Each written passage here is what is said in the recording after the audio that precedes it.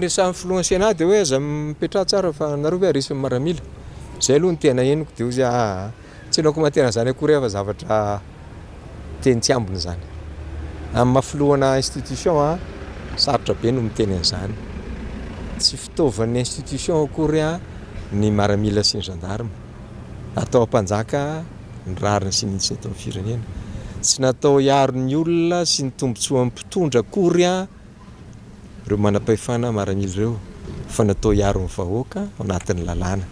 Ka tsy le miaramila nomeko tsineto fa le Général Bomba efa mivaha tapohan'ny fahefana. Sady deja aloha ianao nahazo fahefana amin'ny fomba tsy ara-dalàna, nahazo basy ianao efa retirety tokony hamerina ny basinao, omena ina moa ty mba manana fahefana kely ianao hiteny dia mampiororo ny vahoaka. Miarabanao Docteur Rouvelo, izy moa zany dia docteur en sciences politiques.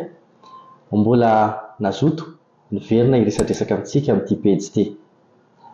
Ka androany moa ny resaka antsika dia akasika ny atao hoe demokrasia. Ka ho fanohizantsika amin'ilay loha hevitra efa niresahantsika teo dia hoe mipetraka ny fanontaniana Docteur Rouvelo hoe misy demokrasia ve ao anatin'izany fokon'olona izany raha ny tena zava-misy marina eto Madagasikara ny jerena. Misaotra ny Docteur Erlas Hugues aloha nametraka ny fanontaniana momba akomanana ny fiarahabanantsika menakavy atsika jiaby tratry ny taona vaovao ho taona jingany ty taona 2025 ambiny ity ho lasan'izay ny rehetra ny ratsy rehetra sy ny fahantrahantsika malagasy. Tonga dia hiditra avy hatrany amin'ilay loha hevitra aho. Aleo aloha faraparitatsika ny atao hoe demokrasia. Izy io moa dia teny vahiny, teny avy amin'ny grika ny tomboan'izy io ao anatiny eo dia misy hoe ny fitondràn vahoaka, ny fitondram-bahoaka. Dikan'izay hoe fitondram-bahoaka zay zany dia zao hoe rehefa namerina azy, rehefa namorona izany hevitra izany ireo filôzofy grika tamin'ny taona androny, tamin'ny andron'ny Aristote ry Platon dia nanao hoe avy any amin'ny vahoaka ny fitondrana. Ka rehefa any amin'ny vahoaka ny fitondrana, izy no mametra hoe zao ny tokony atao. Ary tamin'izany nahatongavan'ny teny hoe republika, res publica ozy izy ny teny latinina, zany hoe zavatra natao ho an'ny vahoaka, ho an'ny rehetra. Koa zay zany no hitondrana an'ilay izy. Dia misy ve ao anatin'ny fokon'olona. Rehefa miainga amin'ny fokon'olona itsika, mamerina kely le fanazavao hoe fokon'olona fomba roa ny fanoratana azy. Fokonina dia misy barainy miantona olona, dia avy eo lasa izy miovana lasa hoe fokon'olona. Zany hoe netomboka tamina vahoaka mifanakaiky, mifampitsinjo, mpihavana mihitsy aza angambany izy zay le fokon'olona.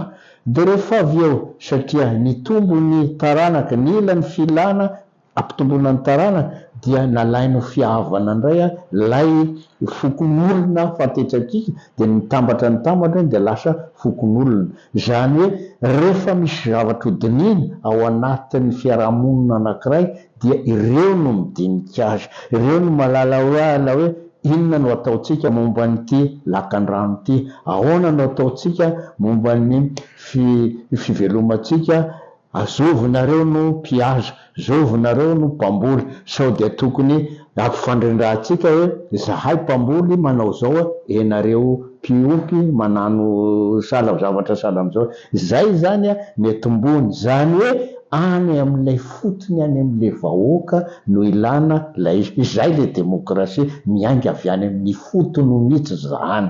Zay le izy.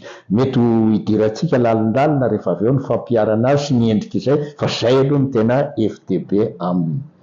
Eny ka nazavainao mikasika an'izay le demokrasia, nazavainao mikasika ny fokon'olona, fa hoy atao hoe raha ny zava-misy eto Madagasikara tena tompiteny farany amin'ny zavatra fanapahan-kevitra sy zavatra tanterana sy atao eto amin'ny firenentsika ve zany fokon'olona zany raha ny zava-misy ny jerena.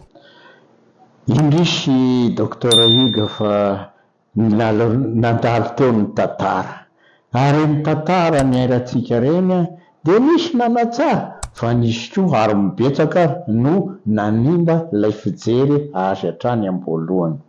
Rehefa namorona any fokon'olona io, tsy ataoko hoe tamin'ny andro Andriamasina Valina, satria Andriamasina Valina moa namorona azy ny fijery ny tao ambadiky ny sainy, ny fametrana fahefana, ny ataoko hoe ina re ny filazazako hoe ny kasta, ny fomba fijerena ny razana zany.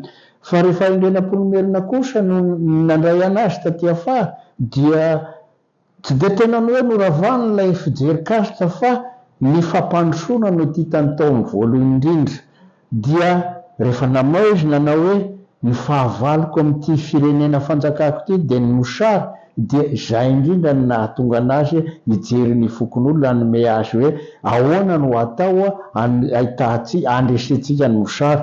Dia nandeha ny ady hevitra dia ho hitantsika io be tsy mitatatra raha ny teto Antananarivo, dia mitsy tatatra tamin'izany fotoana izany aloha, fa ngamba tsy lehibe tsy mitatatra efa lasa feno beton sy karazany ankehitriny io. Zay zany le izy. Ka ny tantara ho zany nanimba azy satria rehefa niampita nandeha ny taona dia ny ataoko hoe ny nahazo fijery tavaratra moderne ny fanjakana malagasy, mbola fanjakana andriny io, dia nametraka ny atao hoe premier ministre. Inga premier ministre io mialatsiny aminareo zay mety voatotoina amin'ity resako ity, dia nanararoatra mihitsy hoe satria efa fitondram-bahoaka ilay izy dia aleo avadika ho lasa oloko reo vahoaka reo, ho lasa mpanompo reo olona reo, dia lasa andro ny fanompona indray ilay fitaovana fanompona ilay fokon'olona very teo zany hoe fakana hevitra.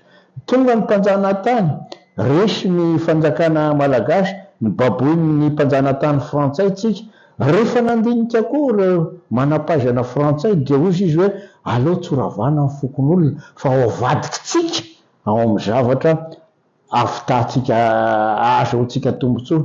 Dia ohatra hoe tazonina ilay endrika fanompona nisy efa napetraka ireo premier ministre tamin'ny andron'ny fanjakan'andriana merina teto Madagasikara, dia ireo indray no reo toizitsika fa ho avaditsika any amin'ny endrika republikana, fa saingy izao ataotsika ho fitaovana ahafahantsika. Dia navadiny eo dia ohatra hoe zay tamin'izay ny etimbony fiteny hoe mpiadidy, izany hoe mpiadidy olona tendreny ilay mpitondra fanjakana amin'ny baiko ahafahan'ireo le vahoaka reo anaraka an'ilay izy, ary satria mila lalana izy dia navadiny hoe ireo no fitaovana ohatra fanamboarana lalana ny lalam-by. Tsy ilay fanamboarana lalana lalam-by ny ratsy, fa ilay fotom-pisainana, ilay fisainana nitondrana azy, nanao hoe atao endrika fanompona le izy dia tsy afaka miteny intsony le olona na tiany io na tsy tiany, na tian-kano na tsy tian-kano.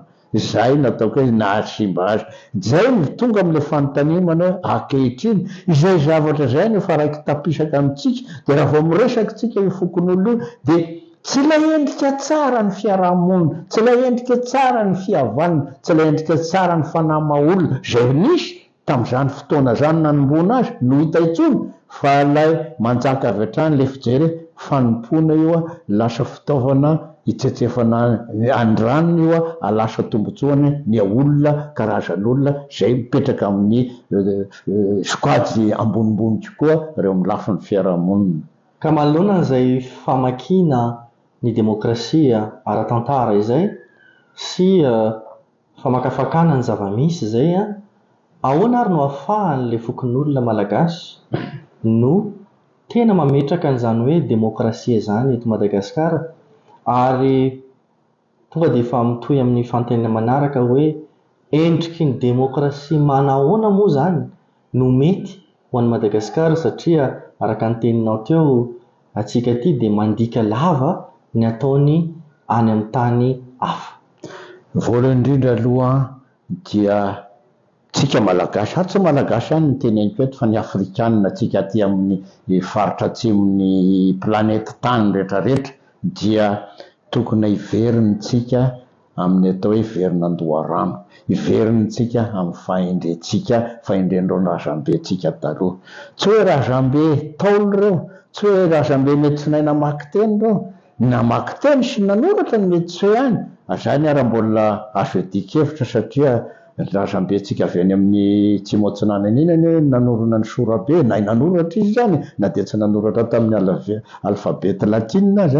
Ny tiako tenena amin'izay manko dia hoe tsy hoe zay ny fijery tokony sivana ho atao dia hoe tsy mahay ireo, fa ny fahendreny ny tokony ho jerentsika.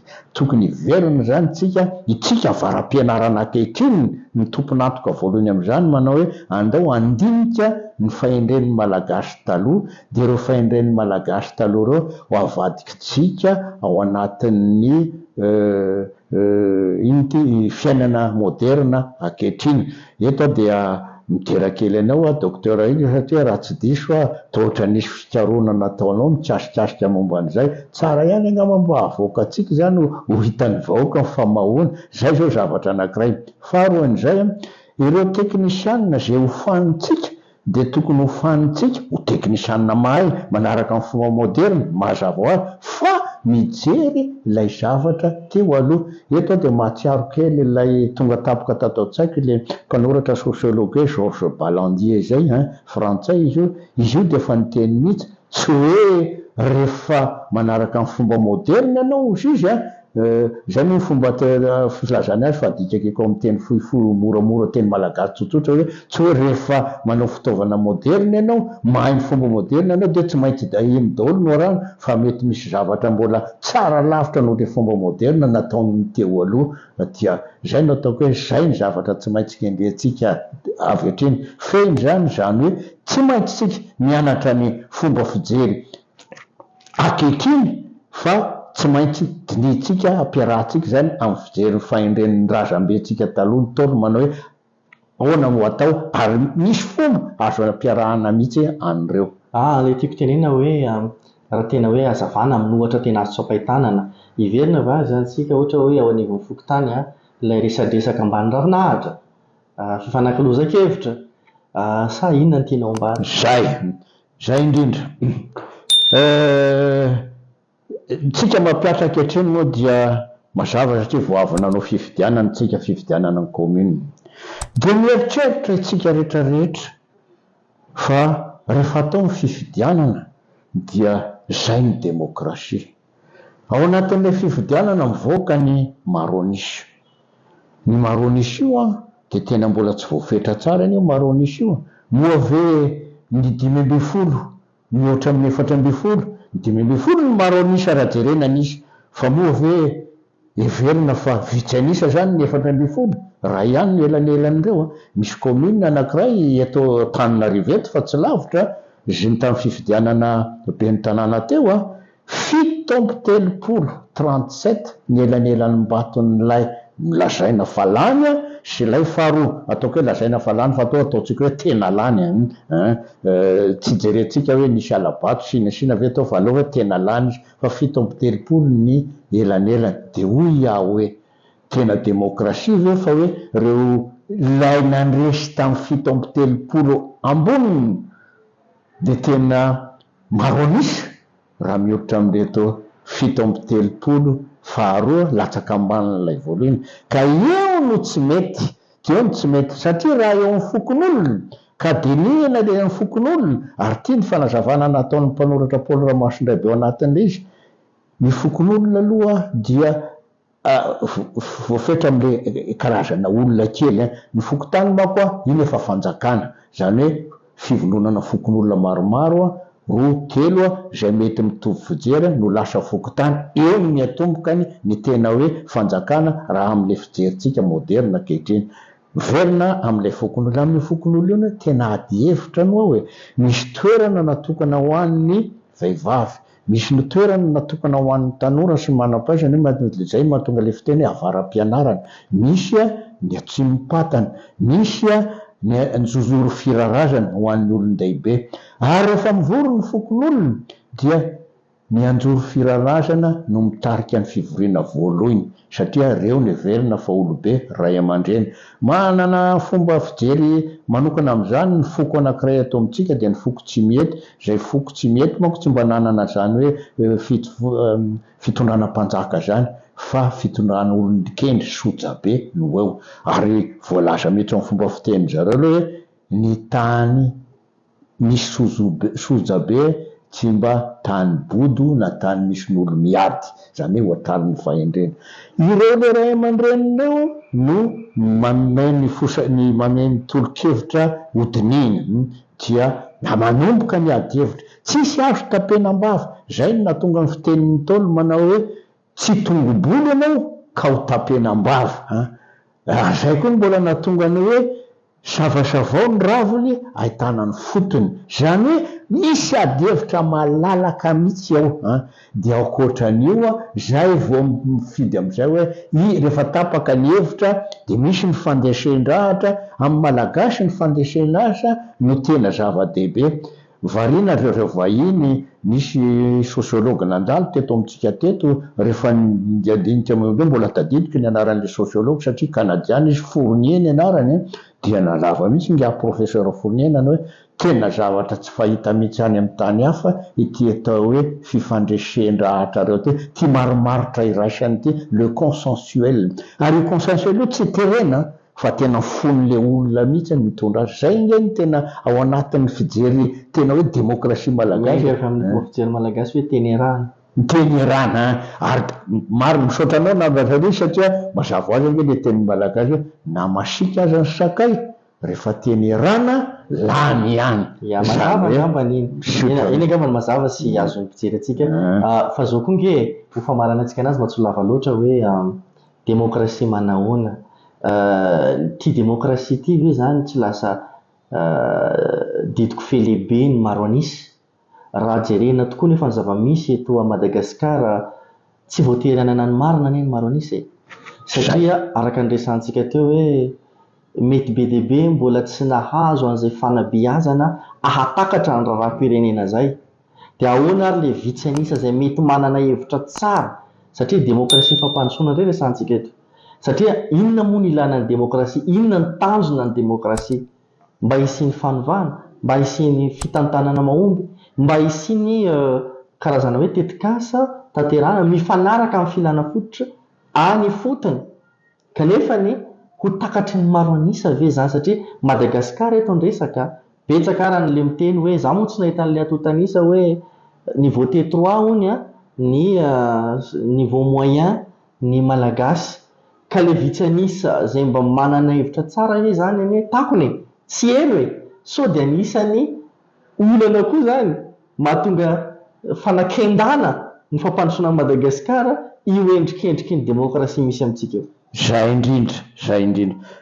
Tsy tonga dia mivantana ny fanontanianao namana Hugo fa raisiko amin'ny fahendrena afrikanina angamba le fijerindreo afrikanina vitsivitsy. Eo amin'ny kontinanta afrikanina misy atsika io amin'izao fotoana izao dia misy olona varam-pianarana vitsivitsy. Rehefa maro izy amin'izao fotoana izao, rehefa mitety firenena maro izy, efa mitety izy tany Togo, tao Guinée, nipoitra tao Mali, asa roviana vao tonga ty Madagasikara moa, fa misy hetsika ataony zareo zay ataony hoe mansa. Nametraka fanontaniana izy io tao amin'ny vidéo ndraiky andro nanao hoe rehefa atao ny fifidianana, satria zay foana manko no atao anatin'ny fijerentsika ny fifidianana, dia ary mety mikasika amintsika ty lazainy ty, nanome ohatra vitsivitsy izy ary nanome marika maromaro mihitsy hoe zao ny volalany tamin'ny fifidianana tatsy, fifidianana taroa, fifidianana tetsy teroa. Vita ny fifidianana, korotana atao hoe tsisy alabato, fa reo le milaza azo maro anisy dia mametraka ny fijeriny zao izy satria zay ny maro anisy, ary dia atao zay ampanginina ny vitsy anisy. Zay manana ny fijeriny koa nefa mety tsy hoe diso ny azy, za tsy milaza hoe diso ny miara anisy ny maro anisy, fa mety tsy diso koa ny vitsy anisy, fa maninona raha ravina le izy izay le aravina zay a no tonga ao anatin'ilay fijery malagasy hoe maromaritra iraisana aloha angamba ataontsika hoe mampiasa avy hatrany le teny frantsay consensuel satria raha manao hoe maromaritra iraisana dia ampanginina ianareo atso mba hipoiran'ity fa ny consensuel ne raha fa tena raisina joina am'le dikany amin'ny teny teny frantsay ka dika amin'ny tena fijery malagasy nareo hoe consensus dia hoe misy zavatra iombonana hitovizana ary iny tovizana iny no iraisana mampiray mbola miverina amin'le afrikanina teo vola velo izy vola narina ao an-damosina kanakana-daolo ray ny volana eny satria ady no mipotra rehefa avy eo nefa ny vola lany tamin'ny fifidianana iny mety nahavitana hopitaly maromaro mety nahavitana université maromaro satria efa nanao nitsongaiky teo le université dia tsy misy afa-tsy ny fanabeazana ihany fanabeazana ny olom-pirenena no zavatra lehibe indrindra ankehitriny dia mba fa misy ihany ezaka nataon'ireo manampahaizana sy fitondra malagasy teo neny nanteo aloha nanteo katriny nametraka eny amin'ny anjara-matoly le corne atao hoe travailleur social ireo mpisehatra amin'ny asa sosialy za moa dia anisan'ny mampianatra an'izy ireny nianitra ny teneniko tanora reo foana toza rehefa mivoaka mahazo diplôma nareo licence na master hatrany amin'ny doctorat aza mieritreritra hoe tsy maintsy ilay birao tsara tare misy fanaka tsara tare any amin'ny rihana fahadimy fahenina fahafito miakatra ny sasera dia hipetraka eo fa ny biraonareo dia any ambalakida any any an-tanimbary any miosina miaraka amin'ny vahoaka any mampianatra andry zareo zany hoe misy zavatra be dehibe amin'ny teny frantsay no ataontsika hoe misy approche systémique be dehibe mihitsy tokony atao mba hahafana mitonga amin'izay manomboka ny fanabeazana fotsy manomboka ny fitaizana ny olom-pirenena tsirairay maninona moa raha verina ny alphabétisation tamin'ny andro taloha tafiditra ao anatin'ny alphabétisation tamin'izany ny UNESCO moa nanao hoe alphabétisation fonctionnelle zany hoe ampianarina ny olona mihitsy sady mianatra taratara izy masonja fa le fiainany andavanandro hiatrika ny fiainana rehetrarehetra ao anatin'izay fanabeazana amin'ny rendrika politika anisany atao hoe asa tokony ho sahaniny reo atoko politika zany fa tsy ny hoe hikarakara fifidianana ihany dia rehefa fifidianana vao mipoitra fa tokony hatrany ny fotony izy asa raha nahavaly ny etaetany ahugo zay tena nahavaly ny tanjona antsika moa amin'izy ity mbola hiezaka moa tsika hiantso zay manam-pahaizana be dehibe ny tanjona dia izao hoe mba tsy hipiripirina any ho lasa boky tsara tare dia mipirina anaty tiroara any reny voka-pikaroana na reny le hevitra reny fa mba ho zaraina ary le tambajota serasera tsy sanatry ny vavako dia hoe famohana ny adalàna sy ny zao sy ny rendrarendra fa andao ataontsika ho fitaovana amoahana koa ny fahaiza-manao ny malagasy ny hevitra malagasy satria ny fampandrosoana ny Madagasikara dia miainga avy amintsika malagasy ihany ary atsika ny tompony andraikitra voalohany amin'izany fanovana zany ka makasitraka lehibe anao Dr Rouvelo mbola nanaiky ny Verneto ary mbola manantena ny iverina indray mpandeha anao manaraka irisantsika loha hevitra vaovao ndraiky misaotra anao tena ho avy tokoa ary mety tsy ho reritsony amin'izay fotoan'izay fa ho atsotro eto sahady tapaka sy namana ianareo rehetra varam-pianarana izay manan-kevitra tongava fa fotoana zao hiaditsika hevitra ilatsika amin'ity fahantrana bavana fa tsy izy tsony ty tsy mendrika an'izao tsika malagasy fa aleo toka hivoatra amin'izay misaotra betsaka tompoko